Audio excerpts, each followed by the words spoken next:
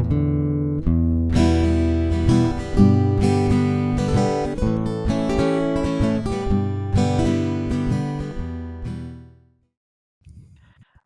to Play for Tempo, where we are bringing you Hearthstone in 30 minutes. Oh, wait, sorry, that's the wrong show. Welcome back to Bread and Butter, where we're serving up the basics for Hearthstone improvement. I'm Tito, and as always, I'm joined by Pylet. Pylet, how are you today? Doing well. How are you? I'm doing fantastic. I'm expecting this to be kind of a short show because we have our guest, Dragon Rider, wasn't feeling that well today, so we're going to have her back on at another point, which we all wish Dawn having a great time. But that means that we're probably going to be a little quicker than normal, which is, not the worst thing. Pylet, what have you been doing inside of Hearthstone lately?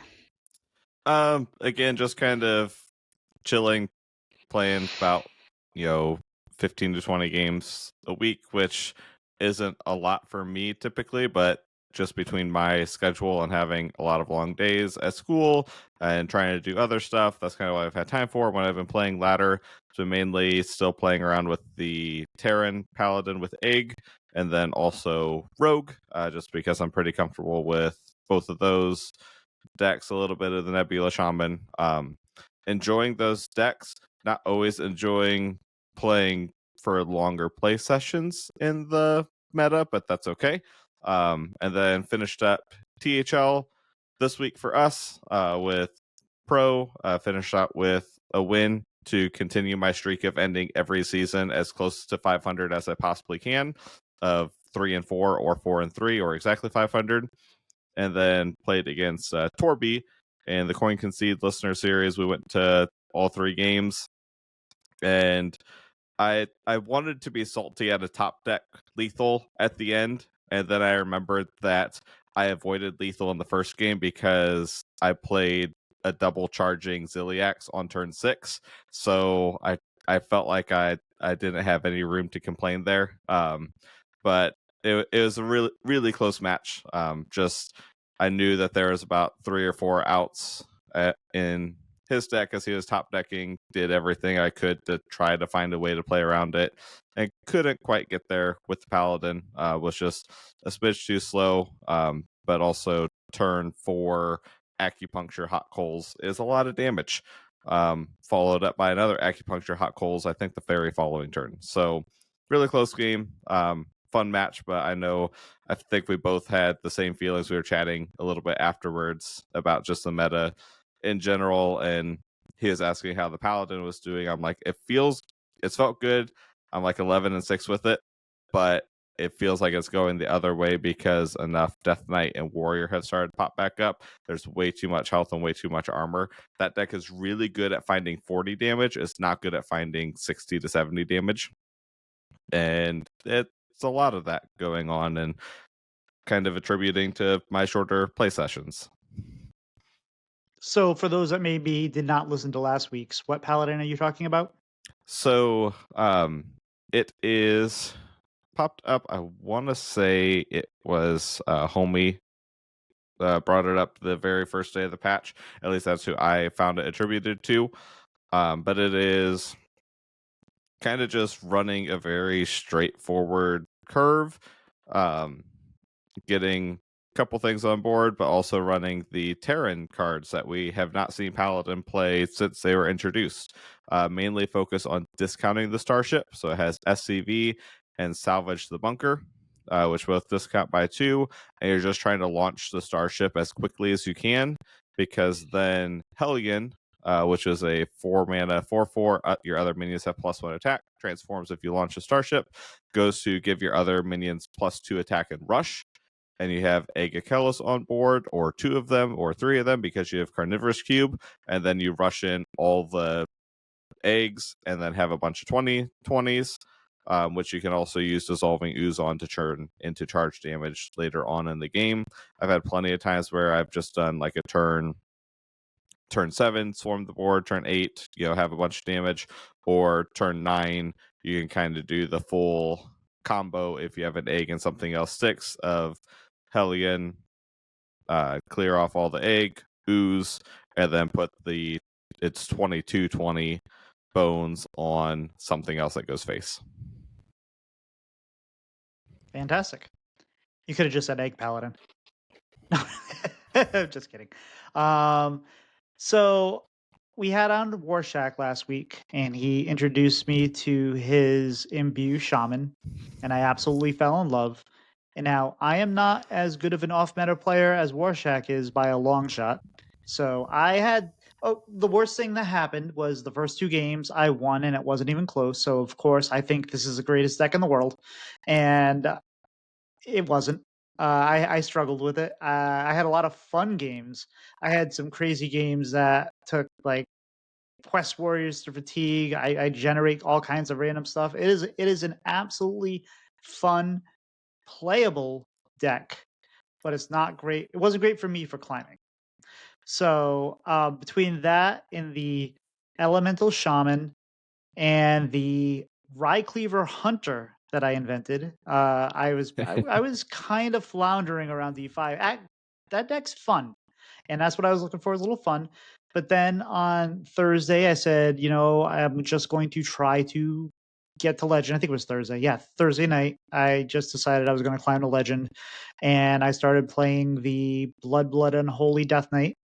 That deck is good. That deck is very, very good. So if you want to play well, sometimes it helps when you pick a good deck as well. I believe I got 2D1 that night, and I just finished it off on Saturday morning. And since then, I was playing before the show tonight while watching the tournament, which we'll talk about in a little bit. But I believe I went 7-1, maybe 8-1, and the one loss I feel like I probably should have won if I was paying a little more attention. But I had just gotten back down to Rhode Island because commute back and forth on the weekends, and I was playing, watching the tournament, and putting clothes away and that kind of stuff. So I wasn't completely focused, and then I misordered because I didn't realize the Warrior had played Bulwark. So that was my bad. But outside of that, I tried to focus as much as I could, and I'm really trying to grow. I came in pretty low on the MMR scale as far as I was towards the bottom of the active players in there. I came in around, like, I want to say 3,700, and it was only like maybe like 3,900. So I was like, "Oh, my MMR must be pretty low right now." So I'm really, really trying to focus on that. I'm probably up to 3,200 right now, and I'm going to try to play good decks. I'm going to continue to play bad decks, but I think I'm going to reopen my EU account or something, and because a lot of the bad decks I'm playing probably don't have a whole lot of legendaries. Like the Elemental Shaman is pretty cheap. Uh, so we'll see. I still want to do that, but I also want to focus on climbing this month. It's been a while. I keep saying that I want to do that, and I keep not doing that because I keep finding decks I like that aren't good. But we're going to try and see how it goes. Pilot, what have you been doing outside of the game?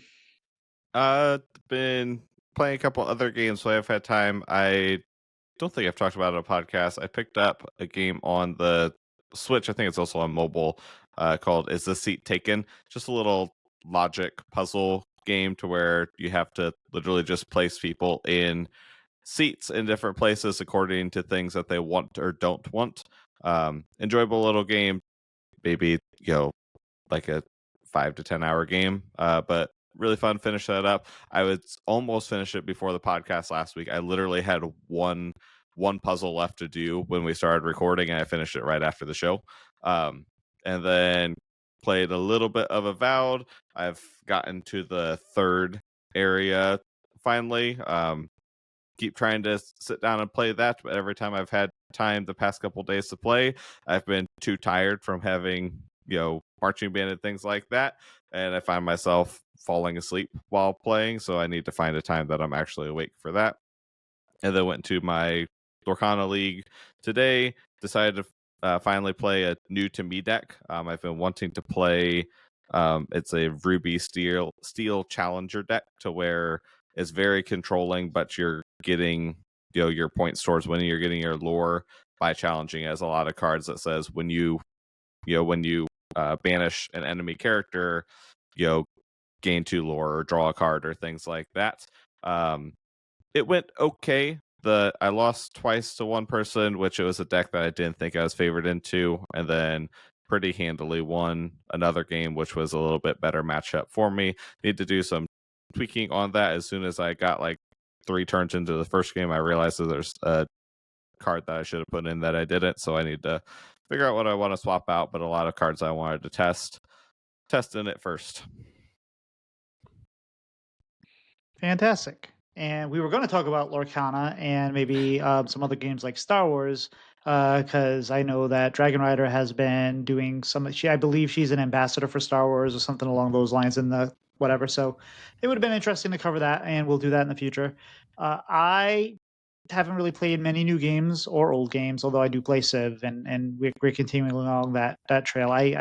Civ is just a fun game. It's so easy to take up your entire day and just kind of lose yourself in the game and even though Civ 7 has not hit like people wanted it to, I guess it hit like Civ 6 did early on, and it just takes a while for them to get the game kind of in a place where it should be, which to me is kind of weird, where they should probably do that before they release the game. I don't know, but that's okay. It's Speaking 2025. We of don't do release that anymore. Speaking of, next week Hades 2 drops, or the week after. Even though I've owned it for like over a year now. 1.0 drops, and I haven't played it in a long time, so I will Same. probably pick up playing that. And I will also probably try to finish Inscription. I might even start Inscription from the beginning again, because I've only beaten the first part of it. Like, I guess there's 3 parts. There's like a card part, and I'm not going to talk much about it because I guess a lot of it is kind of spoilery. But the initial concept is like it's a card game against something, and you have to beat it. So I might start that again. I might start doing that. It's been a lot of fun lately streaming. It feels like we've kind of picked up a little bit more activity in the community, and I've really been enjoying that. And the most important thing to me right now has been the weight loss that I've been working on. I am still doing the intermittent fasting for the most part. We had a company picnic, or not a company, but my team had a picnic on Friday, so there was a lot of food and sugar. Normally, I'm doing this thing called 1 meal a day, so I don't usually eat until 5, and then I usually kind of eat between 5 and 7, and that's about it. So that kind of threw me off, but I think we've kind of navigated it okay. I thought that I was at the lowest I was since COVID, but turns out I was also fat when COVID started. So I am the lightest I've been in about a decade now, and I still want to continue to get further through there. So it's been a journey. It hasn't been as hard as I thought it would be. I didn't mean to start intermittent fasting. I just said one day, I said, you know what, we're just going to do this, and I haven't looked back since. I've given myself some lunch, like if I want it. I've had lunch maybe 3 or 4 times in, like, the month and a half I've done it, if I'm out with the family or if there was, like, a picnic or whatever like that, and I have not limited myself. Like, I still, once in a while go out for beer and wings after work, so I'm not killing myself, and I think that's helped because it's a lot easier to maintain if you're not, like, completely cutting yourself off. I don't have a goal. I mean, I have goals, but I don't have, like, a goal to hit by, like, the end of the month or anything like that, so it's been more enjoyable. I look forward to it, and hopefully I keep it going. So, but this is not a weight loss podcast. This is not a fasting podcast. This is a Hearthstone podcast. And Pilot, do we have any Hearthstone news today? We do have some news. We talked last week that the Summer Masters Tour was this weekend, and that finished right before we started recording. We Tito and I were talking. It's just like, we'll start after this last match is done, and then about 2 minutes later, well, let's start. So we had the Summer Masters Tour. Pocket Train won that with the lineup of Owl Druid, Discover Starship Hunter, Starship Rogue, and Mill Starship Warlock. Yes, I said all those decks correctly. It's Pocket Train, but user beware if you take those decks to ladder. We also have our top 4 that all qualify for the World Championship. Pocket, Soyorin, Philfeel, and Tensoku. All top 4 and go to the World Championship, with the top 8 being rounded out by McBanterface, Gamer RVG, Photon, and Tobika. As far as decks go, everybody brought Rogue with 14 Fire Rogue and 2 Starship Rogues. And then the next most popular decks by a long shot above 50% were Quest Warlock, Starship DK, and Owl Druid. And then there was quite a mix of other things. We had Mech Warrior, Starship Warlock, Control DK, Nebula Shaman, Quest Warrior, and then Discover Hunter, which was Pocket's deck, 1 Drunk Paladin, and 1 Protoss Priest. So, Tito, I think you watched a lot more than I did. Yeah, that Drunk Paladin was from Soyerin too, who made it to the finals, and also Pocket just decided to ban it in that last round, saying, "I did not plan for this. I do not want to see this." It was nutty. There was a lot of resistance auras, and it was a interesting deck. It was interesting to see played. Pour one out for our boy McBannerface, who always the bridesmaid, never the bride, but he'll be there soon. We know he will be. But Pocket played really, really well. He had one game on Saturday where he was playing the Mill Starship Warlock, and he burned, I believe, the Murloc, the prize vendor, which is pretty important to the deck. And it was like a big, oh my goodness, what's going to happen here? And he managed to figure out a way to win. And it's the interesting plays these pros make, and the ways they find victories, and the way they find them out of situations where you're probably going to bottom right, and they just like, they're here. They need to figure out a way to win, and they do, is nuts. And the last game, not the last game, the last series, Pocket at one point played out Incendius, and Incendius lived. And then on the next turn, I believe, had a from the Xavius, he had a 4/9 Aulonius, and he just played it on 7 without playing anything, and said basically, hey, you need to deal with both of these. And they only were able to deal with the Aulonius. The ticks on the Incendius got up to 4, and Pocket just was able to find enough to get through and for the victory. So it was, I like watching these games, and a lot of times I put on the Hearthstone matches, and I'm usually playing Hearthstone myself, or I'm playing another game like Civ, or I'm doing other things around the house. And just like when I do that with some other streams, I'm not paying as much attention as I would like to. Maybe I'm not even really paying attention at all. I'm just kind of like listening to like the casters talk and all that, but I'm not absorbing the games.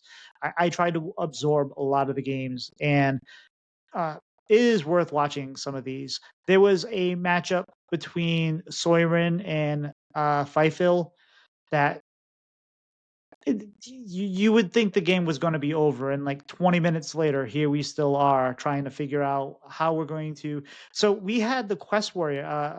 Fifil was playing a Quest Warrior, and played, and as it was against the Rogue. Now, convention is you trade the quest off the bat, or you mulligan it, because 1, you want to get better value cards early, but 2, the Rogue plays what's his butt, the card that generates cards from your opponent's deck. Oh, Nightmare Fuel? No, it's a legendary that is in that deck. Anyway, I will figure it out in a minute. But it is the card. So if they were to play the quest reward, then the opponent Rogue has access to all those cards much cheaper. Oh, so found it. Yeah, what is it? Astrine. So Ashbane, I think, right? So yeah, the quest came up on like turn 18, and he played the quest, and he completed the quest. Oh, jeez. When he played it, so it was just that kind of long game, and there was a lot of. You're going to see a lot of these long, grindy games when you watch, and they're going to be a lot more grindy than the occasional 28-minute game you have on ladder. But the amount of give and take, and the amount of things you would never think of happen, and you can learn a lot from it. So that was a long TLDR. Watch some of these games, you can learn a lot. Yeah. I saw, I think it was Watching the Wind in one of the Discords said, I enjoy watching these long games a lot more than I like playing in them. And I totally feel that. I'm like, yeah, I'll totally watch it back and forth, 25 turns, game, but I'm good not playing that. But yeah, if you want a masterclass on finding the best current play that is totally not in your original game plan, watch the finals, because that was Pocket in all three of those wins. The Discover Hunter with going super all in on Neri and not doing any Starship stuff until it was lethal. Doing a lot of stuff with that. The Owl Druid just tempoing the Owl, which was 100% the correct play, because if he doesn't deal with it, then the game's just over there. And if he does deal with it, it pushes back the quest one more turn, because I think that was a Quest Warlock. Maybe it wasn't. It was Quest Warlock, yeah, it was. And then I had to laugh during the Starship Rogue game, because he copied all of the legendary to when you launch summon a copy of the Starship, and just had 4 like 26, 23 starships. And he Sawyerin played Grifta, and Pocket Train just started laughing. It's just like that doesn't solve the problem. Like he knew it's just like that's it. Like that's the winning plan, because you can't deal with that many things, and they all had the Death Knight Starship piece that summoned a 10 drop off of it. And it's just those little things where most of us would look at that and we would copy that piece, or copy the spell burst or something like that, and he sees that, oh no, I'm going to launch this with Exodar, and he launched it for armor, which I didn't think of, and I don't think neither caster was talking about it, just to say, you can't deal with it, now you can't kill me, good luck. And that was the game-winning play. And the Discover Hunter was really much more complicated. You think how complicated a Discover Hunter? It is a complicated deck to play. You have a lot of decisions to make as far as what you're discovering. Hand space is a lot of hand space management. What you're pulling out of the generators, what you're grabbing out of your tide pool, what you're picking for the mixologist. There was just so many different decisions that matter. And when you start playing these the Rangari scouts and whatnot, it is a masterclass of watching how to play Hearthstone, and it always is that way when you watch some of these high end games. So I highly recommend you check them out. You don't have to watch them live, although pull it up to make sure we help the numbers, because we want more esports. But watch the VODs, go back, ask in Discords, hey, what games should I watch? Or if you are interested in some of the particular classes or some of the particular decks, you could probably just find them, go on HS Guru. They do a pretty good job of keeping track of the playoffs. You can check out the tournament on Battlefy and see which matchups won, and all these should be on YouTube or whatnot. So definitely check it out. It's just fun to watch, and if you like Hearthstone, some people don't. Some people just want to play, and that's fine. If that's your prerogative, I just want to play and have fun. It's great. Frolic through the ladder, as Warshak says. But if you want to you're not going to be a master player watching them play, but you're going to learn some things and you're going to pick up some things, and it makes a difference. And it was very, very, very entertaining to watch a lot of those matches. Yeah, for sure. So, any other comments on the tournament before we move on? No, the casters were fantastic as usual. The production's been pretty good. Seems like they really got their act together, and they're just looking forward to seeing the next one. The Masters Tour, the World Championship shouldn't be too far away, and highly recommend watching that. It's going to be a good field. And sad Pocket's not from the Americas, because I'd rather root for him, but we're gonna have to figure out who's from Americas and root for them. Yeah. So our main topic today is going to be what we're looking at and what you should be looking at when you're trying to learn a new deck, which feels very appropriate with talking about the different decks we saw in the tournament, because these are things you need to do if you're going to attempt to play anything that Pocket Train played. So there's a lot of times, and I'm just as guilty of it. And I know Tito, we've talked about this to where I feel like I can say that you're just as guilty too. Of we're like, cool, there's a really new deck, and we load it up into the client, and we hit play, and we don't even look at what cards are in it, and we're figuring out like, oh, this is in my deck because I drew it. That's not what we're going to talk about today. All right, if that's your game plan, go for it. I do it all the time. It's fine. If that's your expectation, I'm just going to sit down and have fun. But if you really want to go into it informed and start to look at it and make that game plan, we're going to talk about some things to look at in your deck before you pick up on that. So a lot of the times, first thing that you want to do is start to kind of figure out that general game plan and probably also the speed of the deck. Is it something that's more aggressive, mid-range, control? Is it going to be initiative focused? Is it going to be reactive? Where does it kind of fall in compared to other things? That way, when you're trying to learn that deck and figure out, what you're playing against, you kind of know what way you might have to go. And there's a lot of decks that are in the meta right now that are not super intuitive. There is a few people in the Master Tour brought, it was labeled as like the Triple Blood Control Death Knight. That deck can go quick. Those leeches snowball really, really quickly, and it'll just run you over if you let it go. It's I don't want to call it an aggro deck because it's not.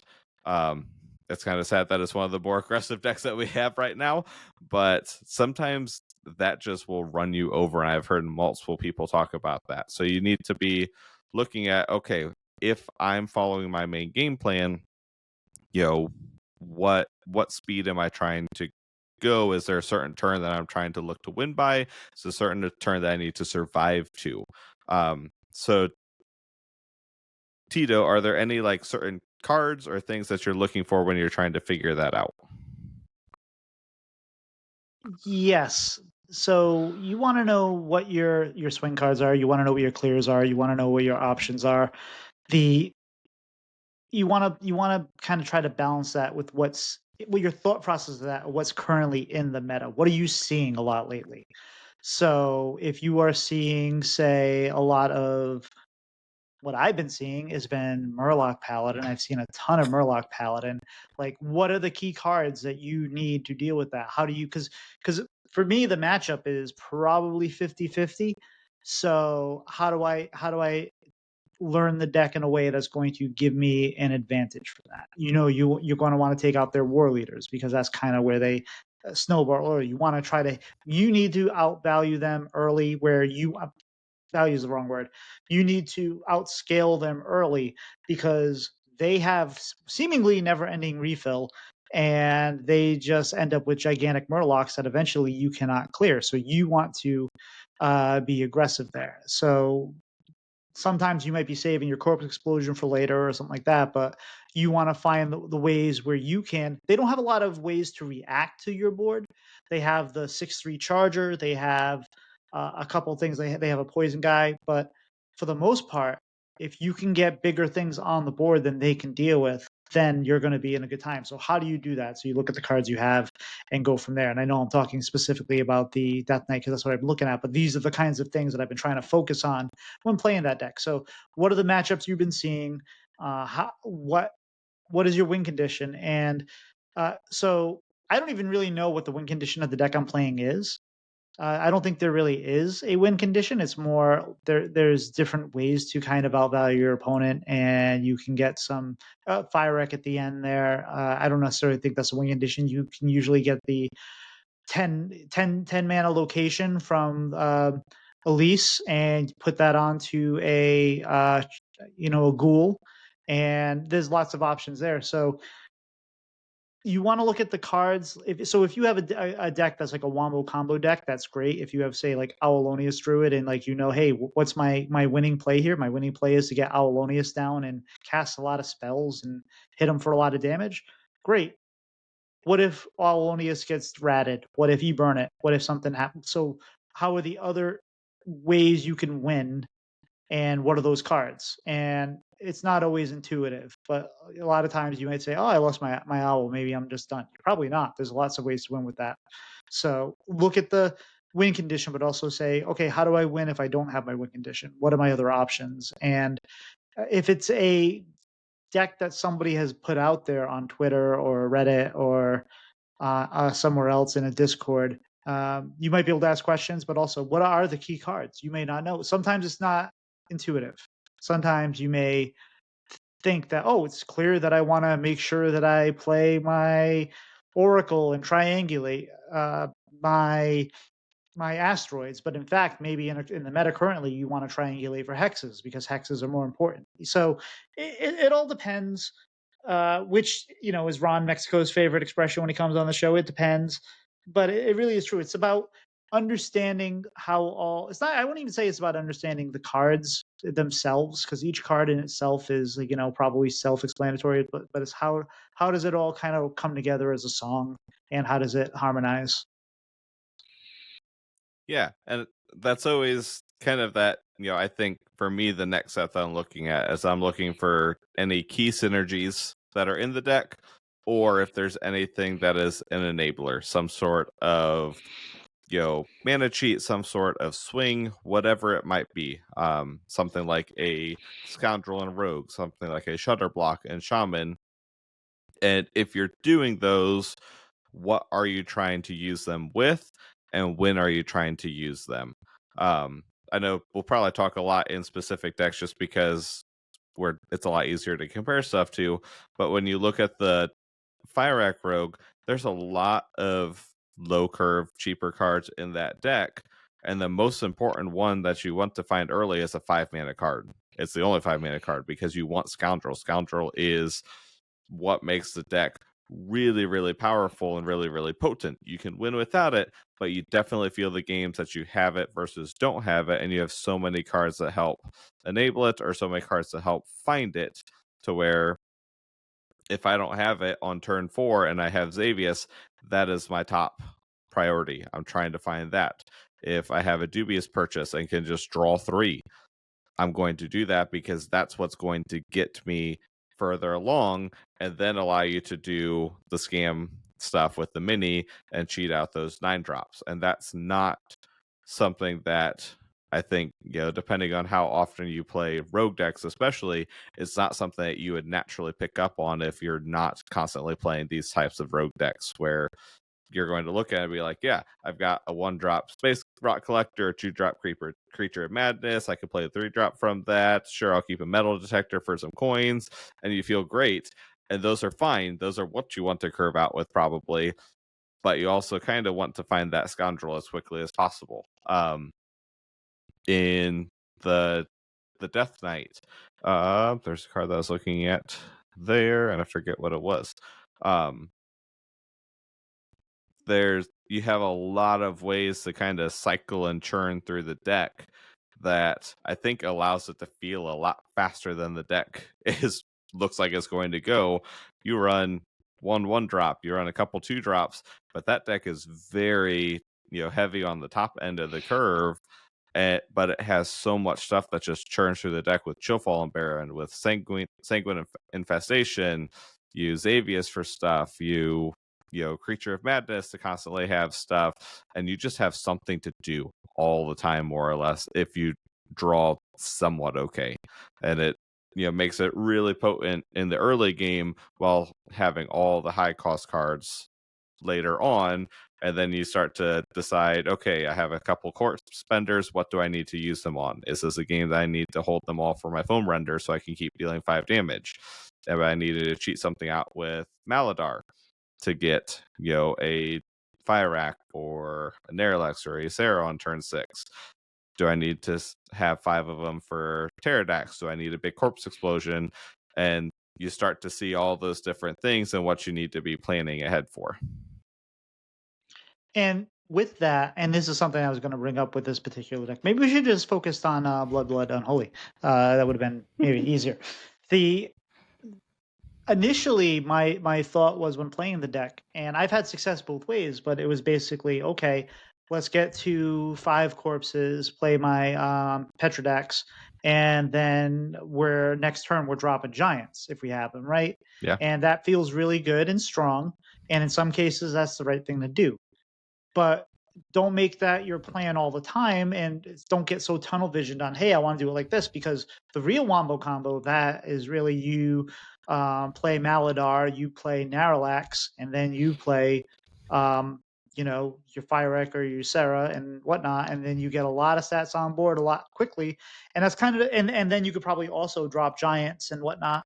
And depending on what you're facing, obviously you don't want to do that into a brawl or something. And they did change brawl, by the way. Brawl animation is like, it just poof now. It's no longer like this, big scuffle.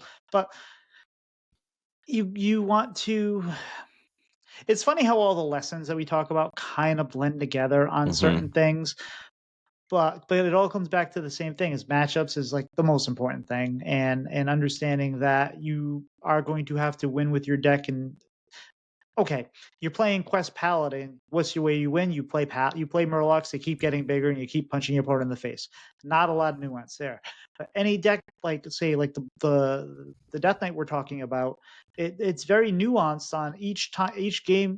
It can be the same matchup, but given the order that you draw your cards, you have to make other decisions. You can't just say, okay, I got this. I need to wait until I get this so I can do the combo. So, well, how do these other cards synergize in a way that I'm not, if I wait for the combo, I'm going to be dead? Or if I wait too long, they're going to be able to enact their game plan and I'm not going to be enact mine. So maybe I just got to play this card or do this thing or do these things in a different order. And like, maybe you just got to play an Avalonius out by itself and make them deal with it. And that can be the winning play because they deal with it. They used up all their removal. They didn't end further along their quest. And now you get to go punch them in the face with, you didn't need all that damage. You only needed 15 or 20 damage, whatever. So it's really kind of understanding the matchups and understanding how your deck works together outside of just what is the quote unquote win condition. Yeah, and a couple other things, because I do think it's easier to talk about this in examples like the Nebula Shaman. I feel like is one to where when you look down the deck list, it's just like this. There's cards. This is a pile of cards. We curve out so we have Elise, and sometimes it just plays like that. Sometimes you just go 1 into 2 into 3 into 4, and that's fantastic. But you're also trying to figure out, okay, what are these little packages? What are these smaller synergies that I have? Things like Bellhop with the expensive spells, things like Flight of the Firehawk that's drawing specifically minions of types, to where do you keep a Bellhop that you have active, or do you toss it back and try to get it buff so then you have 2 5/5s? It might depend on the matchup. Same with Grofin. Do you want that on turn 1? Do you want to save it? And then as you're getting farther along, sometimes you draw Hagatha, and that's how you're playing your big spells. Sometimes you don't, and by the time you draw Hagatha, it's a dead card in your hand, and you have to kind of figure out what you want to do, or maybe you triangulate something, and then Hagatha is worth it again, and try and figure out what am I wanting to use these cards with. That's another one that has Shutter Block. Thinking, okay, what do I want? What cards do I want to have Shutter Block with? Obviously, there's something in here that we have important battle cries. What are they? A lot of time it's the Grofin Gigantic, the 8/8, and you summon a bunch of those, or it's a Hagatha that you get to where now you're tripling Nebula or tripling Wish Upon a Star sometimes, whatever it might be. And then you need to start knowing, okay, I need to set up for that. And then you also have Parent Sanctuary to kind of tweak when you're able to do those. I think that this is a deck I did a coaching with this, and that's what Edel and I were talking about a lot. That one really tests kind of just your mechanical skills of doing things in the right order and doing things at the right time. When do you press the button for Parrot Sanctuary? Do you need to press it? Do you have to press the last one right away? Can you just let it sit on board because it doesn't matter when you press it? You could just press it when you need space or press it when you want to use it. And a lot of interesting things with that you can see looking through the deck list. And I think another one was that Paladin, because I know when I sent you the list, I was having a lot of quick success with it. I sent it to you, and like 3 games in, you're like, I don't know what this deck is supposed to do at all. To where I saw the line right away. I saw Dissolving Ooze, and that was my giveaway. This is what we're doing with this deck. I understand. But I tried to make Terran Paladin work before, so I had a little bit of experience trying to make Hellion work with the after Starship launch. But that was one to where it's really easy for me to see, oh, I have egg, I have carnivorous cubicle, I'm making a bunch of eggs, I'm rushing them in, and I'm giving, stats to something later on that if you haven't played with those cards, you're looking at it's just like, what is this? Like, who auto completed this deck? What is happening? Yeah, and to be fair, on that case, I think I was streaming, and I don't think I actually looked at that was like we talked about. I don't think I actually looked at the deck. I just plugged it in and said, "I'll figure it out as we go," and we got there, and I've had some success with it. But it's a fun deck, but I don't think it's good. I think it's okay. I think it's tier 3 at best, maybe tier 4. But you're having success with it, and that's where it matters, where you have a good idea of the matchup of the meta right now. You understand how the deck's supposed to work, and you're going with it. So I will say that if you are planning on learning a new deck, don't plan on just climbing with it. Don't plan like if you're down in gold 10, who cares? Queue it up, win, lose as many games as you want, whatever. But if like you're trying to climb, that is not usually the time to pick up a new deck. But that's not saying you can't pick up a new deck. It clicks right away, and all of a sudden you're you know stonks to the moon, whatever, and just winning the heck out of it because it just kind of. But most of the time, you pick up a new deck, you're going to lose games, and you're going to say, "Oh, okay, I should have done this. I should have done that. I didn't realize that this is kind of how." And I'm not even talking about misplays. I'm talking about more just misunderstanding the way that whoever's vision of the deck it was put it together and how it was supposed to synergize. And sometimes those things come later. And sometimes you do understand them and then you still misplay. And that's a different thing. Yeah, I did look it up. That the stats are not good on the Paladin deck. So there is one that's above 50%. So there's hope. Maybe, probably not. I think the other card that I think is worth talking about, because right now it's in everything because there's no reason not to run it with just how the meta is, and that's Elise. Because pretty much, I don't know if there's any decks in the Master Sword today that didn't run Elise. I didn't look through, but I know pretty much all those archetypes, except for I think Quest Warlock, are set up to where you run Elise just because you're playing stuff of enough cost that you can build into it, and it's a strong enough card right now. And Elise is one of the more interesting cards to figure out, what am I trying to do with this? Most of the time it kind of falls into the same things of, a lot of times it's game dependent, to where depending on what is happening, do you need the rush, do you need to be discovering a spell, do you need armor, things like that. But also some of the decks naturally lean towards certain things. Do you have certain decks to where you really want a copy of things, Owl Druid being one of them. And if you're doing Starship stuff, copy is really good. You don't care if it's a 1/1 copy because it does the effect still. And if it goes into a Starship, you still get the base stats from it, not the copy stats. And you still get the effect from it as well. So Elise is one of the interesting cards to look at and try to figure out, what am I trying to do with this? Is there something specific that I need to be looking for with Elise? Or is it a deck to where I could just kind of pick whatever generally feels best for the current game state? I feel like Rogue and Death Knight are two to where you just pick one. It kind of fits the game state. You have some stuff that you're okay copying, but there's not big things that you're specifically trying to copy as your game plan. And when you watch some of the Masters Tour, you're going to notice that a lot of the players pick the 1 mana location. Mhm. And that just because it fits into the curve, they don't need it to do crazy things. They just need it to do like very specific things, maybe just give them another piece of card draw, and whatnot. So it's just easy to get so focused on, hey, I have a starship, I'm going to want to copy it.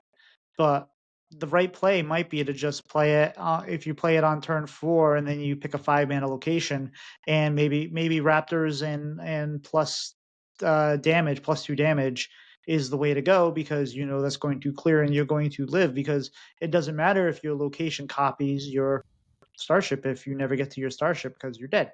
So try it's really just try not to get tunnel visioned on what you want to do with the deck, because it is the asteroid incendious deck, and it's going to do all the things with the explosions and the pew pew pew, but maybe that's not really the approach that you need. Maybe you need to just, try to get more minions down on the board early and smack them in the face and get them down to 10 health before they realize what's happened. So try to look beyond just the idea of the deck. Not that you don't want to do the idea of the deck. Usually the idea of the effect. The deck is going to win or lose more often than not, and it's going to be the most fun you do when you deck. But I always find it so much more satisfying when I find alternate ways to win with a deck that seems to have a particular win condition. Yeah, I think especially for Elise, I think almost always pick 5 if I'm playing Elise on 4, unless I have a better 5 that I'm going to play every single time afterwards for some reason. But I think pretty much any other time I play Elise, most of the time I'm picking a one cost location, and that just seems to be, I don't want to say the default, but it always seems to be the most tempo effective play, and it's definitely something to where it's so easy, especially if you're turn 7, turn 8, somewhere in there. It's just like that 10 drop location is right there. I mean, you're already at turn 8. I can certainly survive 2 more turns and play this thing, and I've done that a couple times. Sometimes it's worked out, most of the time it doesn't. It's just the 10 mana location is normally a little bit too slow for the cost. I do think I took Discover a spell from it, and it reduces it by 7, which helped. I think it's a Shaman game, but a lot of times that's kind of the default that falls into for most deck lists.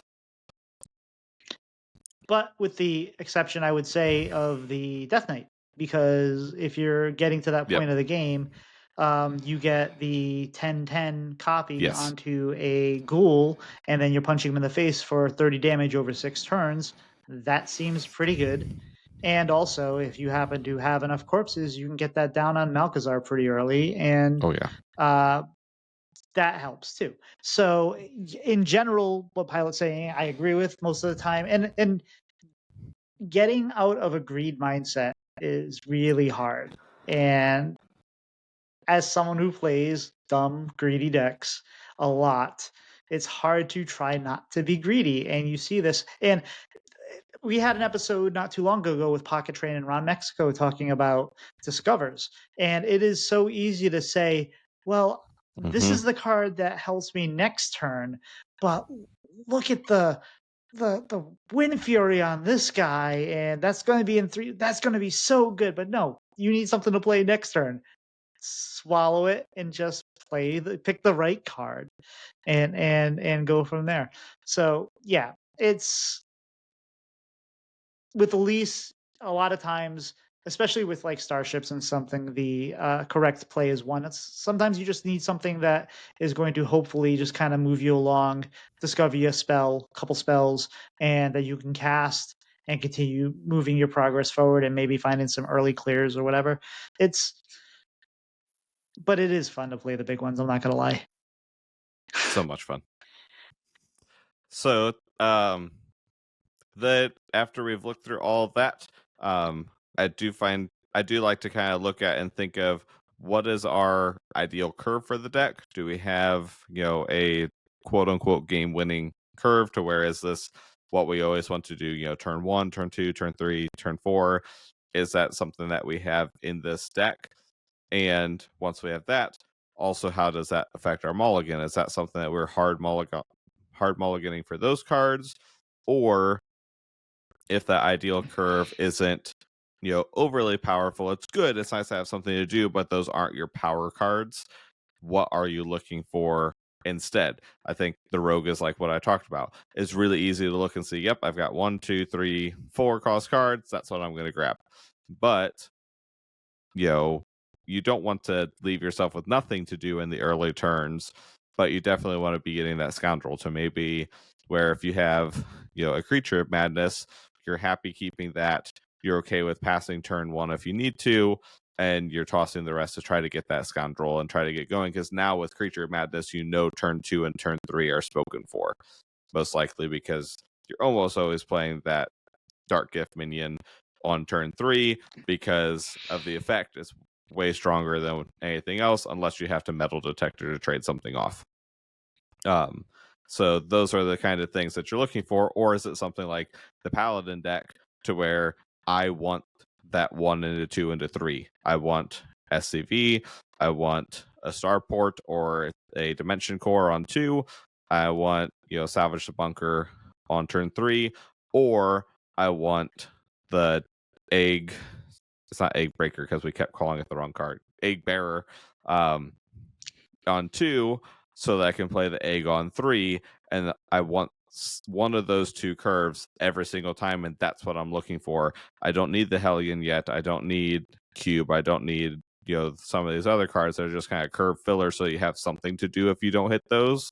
But those are the cards I need to look for. Yeah, it is so tempting to keep pieces that you need. Like, hey, this is the card that my deck's built around, or this is going to help me get to the card that this is the tutor for it. Play. So if someone has written a deck guide or posted it on Twitter, a lot of times they will say, okay, mulligan hard for your Terran, toss these things, do that. And that's usually a good place to start. HS Replay has this feature where it shows you stats. Turn that off. For a game or two, for a while, I was using it a lot, and it's helpful. But it's then you kind of become kind of almost like a trained monkey in the way that you're like, okay, I know that I need to keep this card. I need to keep this card because 98% of the time this card was kept and whatnot. And every once in a while, I'll second guess myself and I'll say, I think I should keep this. How often does this get kept? And I'll look, I'm like, oh, it's kept 30% of the time. Maybe not. Or I'll give it a think and I'll turn it back off. But think about, like you're saying, if you have 2-drop, 2-drop, 3-drop, whatever it might be, what are your first few turns going to look like? And if you're not sure which kind of deck style that your opponent is playing, maybe you're playing against a paladin and they can be murloc, they can be aggro, they can be arena, they can be whatever, or imbue. There's actually still imbues out there. Maybe you don't have the idea, so you want to keep your options open. So hey, I'll keep the leech cards because I think that's going to help against the aggro, but I'll also keep the 2-1 charger because that could help in a particular situation as well. Like, it's okay to kind of hedge your bets and make decisions, but worry less about the stats as far as keeping cards, in my opinion, when you're learning a deck. And you can look at them and get some idea on it later, or use it as a guide. But for the most part, try to understand what your deck is doing, puzzle it out yourself, and say, okay, these are the cards that I think I want early, or I don't need these cards, and go from there. Because if you just rely on the numbers, it's going to kind of put you on autopilot, and it's probably not going to help you learn the deck as much as you would like. Yeah, I do think that that's helpful though if you haven't played something with the archetype before, to where you want to look, especially if it's something aggressive, to where then it's really easy to see which 1-drops are the more powerful ones to keep. If you have a mulligan of 3 1-drops, you don't need all 3 of them. Which one is the best one to keep? The thing to watch with HS Replay and the deck tracker, the stats that pop up, I think it is specifically that class, specifically on or off coin, and I want to say it's bronze through gold is what pops up on the deck tracker while you're playing the game. Don't use those stats. If you're going to use it, jump onto the website itself, or I think that you can click the little button when the game pops up, and then you can filter your stats a little bit better to where you can look at a rank bracket, or you can take away the class filter and start to see a bigger idea of this is what's kept a lot, this is what's strong to keep. And then HS Guru also has something to where they don't give the percentages like HS Replay does, but they have a mulligan impact that is a rating based on if you have it in the mulligan, if you don't have it in the mulligan, if you have it in the mulligan, are you going to fare better or worse? I do think that those are very good guiding stats. Are they the end all be all? No, there's very little with stats that's always the end all be all. But if 99% of players are keeping a card, it's probably the right one to keep. And if you're not sure why you should keep it, that's what you need to be figuring out with the deck before you get too many games into it. And if you're playing Arena Paladin, it's okay to keep 3 1-drops because it'll just be 1-drop on 1 and 2 1-drops on 2, and that's what you get anyway. So, and then you're out of cards. And then you're out of cards. Anything else on this Pylet before we wrap this thing up? No, just look at the deck list before you play the game would be my advice. Do as I say, not as I do. I've gotten better at it mainly because I'm typically playing at spots where if I don't do that, I get punished very, very quickly. But look at the deck, look at what cards you're wanting, what's the general game plan, and then it's okay from there to kind of figure things out on your own, but at least have a game plan before you go in. And if you lose the first few games, if you think you might like the deck, don't give up on it. It could be that you just have to learn it, and sometimes the deck that you go 3-7 with because you're learning it, you end up being 7-3 in your next 10. So take your time, see if you like it, and if you don't like it, get rid of it. But if you think that it's got cards that you're interested in and you want to play, just learn it. Just take your time, and you'll figure out the combos, you figure out the matchups, and the more you play with the deck, the better you'll get with it, and the more above the percentage of the win percentage it is. If it's like a 50% win rate deck and you know the deck really well, you're probably going to play at like a 52, 53% win rate. And it's just because you learn all the matchups and learn all the nuances about, hey, this card plus this card plus this card or whatnot. So just take your time, enjoy it, and you'll get there. All right. So if you'd like to support the show, you can do so by joining us over at patreon.com/breadandbutterhs. That's the letter N, not and. I will try to fix that at some point, but I have to find somebody that'll do that for us. The benefits are you will get the raw audio early. I've been very good at that since we started that. I have pretty much got it out the same night every week, which, I hope our patrons like. You'll have access to a members channel on Discord, which has all our patrons and our previous guests. So if you want to try to talk or get some feedback from somebody, you may be able to. You'll be able to help shape the show with questions and maybe suggest future guests or ideas for topics. We will take everything under advisement. And if you'd like to help us in a non-financial way, please just let people know about the show and let us know how we're doing.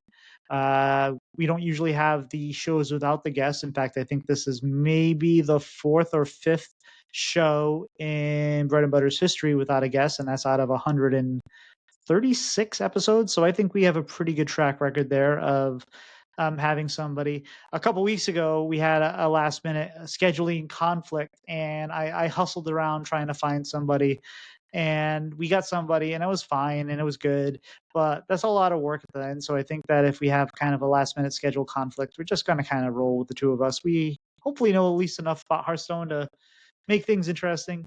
But Pylet, where can people find you on the social medias? You can find me Pylet712. That's Pylet. You can find me on Twitter and Discord. And you can find me on Twitter, Twitch, YouTube, TikTok at Tito Santana HS. You can find me at Discord at Tito Santana. We've been posting a lot more on the TikTok and the Discord. The TikTok and the YouTube. For the show, we have a lot more clips, a lot more. We're posting the VODs now. It's been fun. It's been interesting. It's been a lot more work, but it's been enjoyable to kind of see some some new engagement and see just the more people come into the family. If you're new here, welcome. We appreciate you, and we hope you've been enjoying the show. Pilot, do you got anything you'd like to promote or shout out this week? Gonna give a shout out to Torby for a fun CCLS match. Shout out to Dawn. Hope that you feel better and are able to join us again soon. And then shout out to the one cat who I don't know if you can see on stream behind me has left me alone the whole time, unlike the other cat. So shout out to Ollie for being good this episode and not trying to knock over microphones, and Noelle currently making me pet her off camera right now. And obviously, Dawn, hope you feel a little better. We'll get you on the show pretty sometime soon.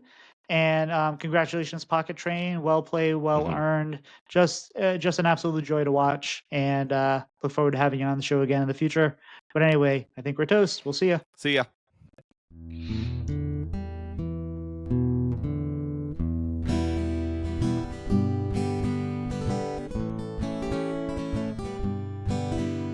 Slide two brothers meet one another when they slide up to the mic. It's bread and butter with one another. Let's start up that recording light.